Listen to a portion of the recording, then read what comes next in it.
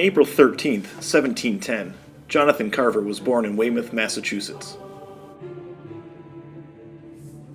His father, David Carver, was a descendant of some of the earliest English settlers in Massachusetts. According to Norman Gelb, the editor and author of the introduction of Jonathan Carver's travels, it is believed that his great-granduncle traveled to the Plymouth colony aboard the Mayflower. There he served as first governor of the colony. When Carver was still a boy, his father moved the family to Canterbury, Connecticut, where he was a prominent citizen, serving as first selectman, town meeting moderator, as well as holding other public posts. In 1746, Jonathan Carver met and married his first wife, Abigail Robbins.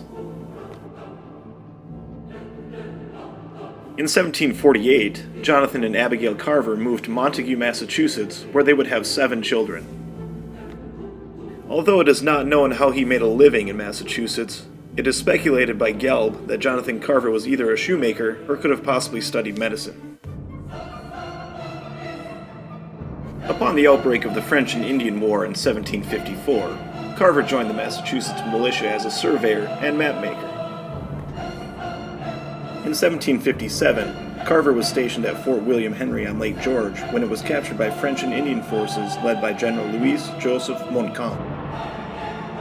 Despite Montcalm's orders, many of the captured soldiers were massacred. Allegedly, Carver himself was being led into the woods by 2 Indians to what he presumed would be his death when they released him to pursue a British officer in full uniform. Carver escaped with only minor wounds. By the end of the French and Indian War in 1763, Carver had achieved the rank of captain and was the commander of a company of militia troops. He soon ended his military career with the intention of exploring what was at that time considered to be the Northwest. While Carver was serving in the military during the French and Indian War, he was part of a ragtag group known as Rogers Rangers, named for their commander, Major Robert Rogers.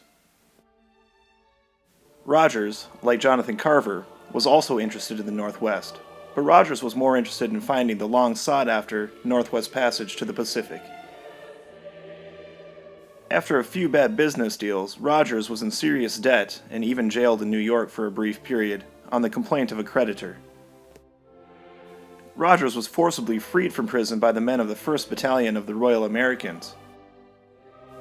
They had been deeply offended that so dedicated and popular an officer should be treated so badly.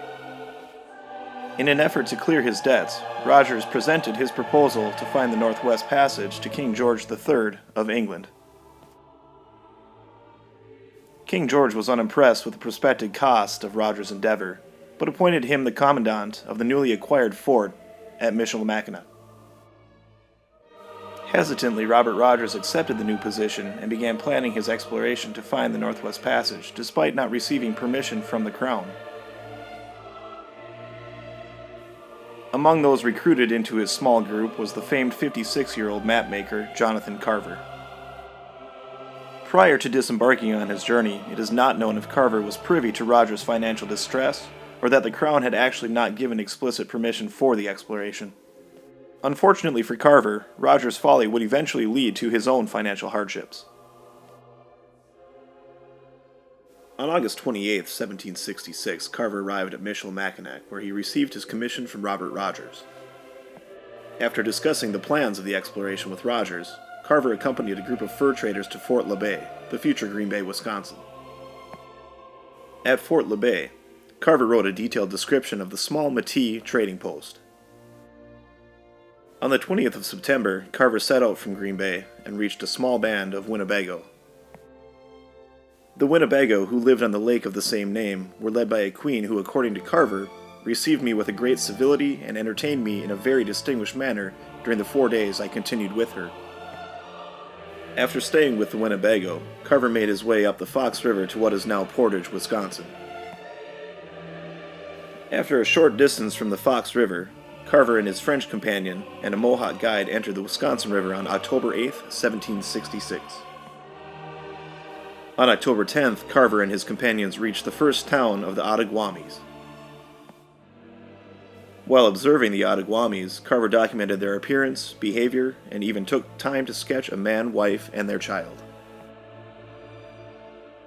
On October 15th, Carver reached the Mississippi River and Prairie du Chien, the bustling fur trading post, where he encountered a party of 40 warriors and their families. It is possible that Carver's self-heroic bias and possibly ignorance is conveyed when he stated that the chiefs applied to me and desired I would put myself at their head and lead them out to oppose their enemies. Most likely, Carver got lost in the many islands he noticed just above Lake Pepin and needed some assistance finding his way back to the main river.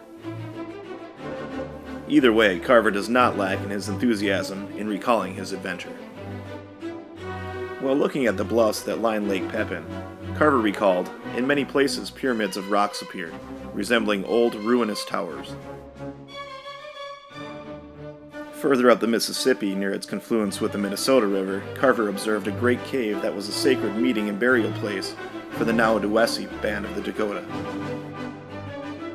This cave was mostly destroyed with the development of the railroad in St. Paul during the late 1800s, but is still known as Carver's Cave. Even further up the Mississippi, Carver and his companions reached the Falls of St. Anthony, where he was to receive rations and gifts prior to the winter. Rogers, who had still not secured financial backing from King George, was unable to send anything to Carver. Carver was then forced to spend the winter with the Naudowessie, where he was able to journal about their culture. During the 5 months that Carver spent in the winter of 1766 and 67 with the Naudowessie of the Plains, in northern Iowa, he was a witness, and almost certainly a participant, to the intricate native customs pertaining to the native life before the obstruction and inevitable removal from their land during the 19th century. After what was certainly a typical, brutal Minnesota winter, Jonathan Carver set out for Grand Portage on Lake Superior, with hopes that Rogers had acquired the much-needed rations and gifts. By doing this, Carver had completely given up his westward pursuit. Upon arriving at Grand Portage after traveling up the St. Croix River and parts of Lake Superior in July 1767, Carver was thoroughly disappointed to find no rations or gifts. Adding to his misery, it was discovered by Carver that Rogers had never secured permission or financial backing from the British Crown, and had been removed from his position as commandant of the fort at Michilimackinac. Carver left Grand Portage for Michilimackinac in November of 1767, a broke and broken man. After spending the winter of 1767 and 1768 at Michilimackinac, Carver spent the time on his return trip to Massachusetts editing and possibly embellishing the journals from his trip in the Northwest. Carver had not given up hope in making a profit, or at least breaking even off his experience. He reached Detroit in June of 1768 and finally concluded his adventure, arriving in Boston in late October. In 1769, Carver left for London in order to plead his case to the higher British courts and publish his works. Leaving his family behind, he would never return to North America.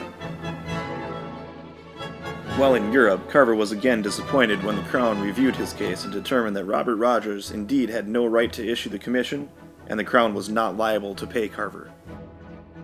However, a small payment was issued to him on compassionate grounds in exchange for, quote, maps, charts, plans, discoveries, and observations. Carver had given copies of his journals to a bookseller who intended to have them published, yet the Royal Crown's decree prohibited their publication. Luckily for Carver, he obtained the copies prior to their publication. Throughout the rest of his life, Jonathan Carver would make similar pleas and receive small handouts from the Crown, but would never see any profits from his journals even after they were allowed for publication in 1778. Jonathan Carver died impoverished in London on January 31st, 1780. Although he was never able to receive profits from his journals, after his death, Jonathan Carver's travels would be used and read by future explorers of the Northwest like Zebulon Pike. Jonathan Carver's success through his travels is his portrayal of how the lands known as Wisconsin and Minnesota once appeared before settlement from the east.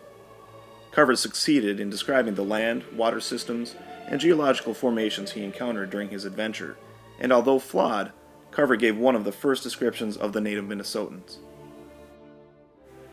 Jonathan Carver may have a county, a town, and a few streets and parks named for him, but one must read Jonathan Carver's travels in order to realize his true legacy.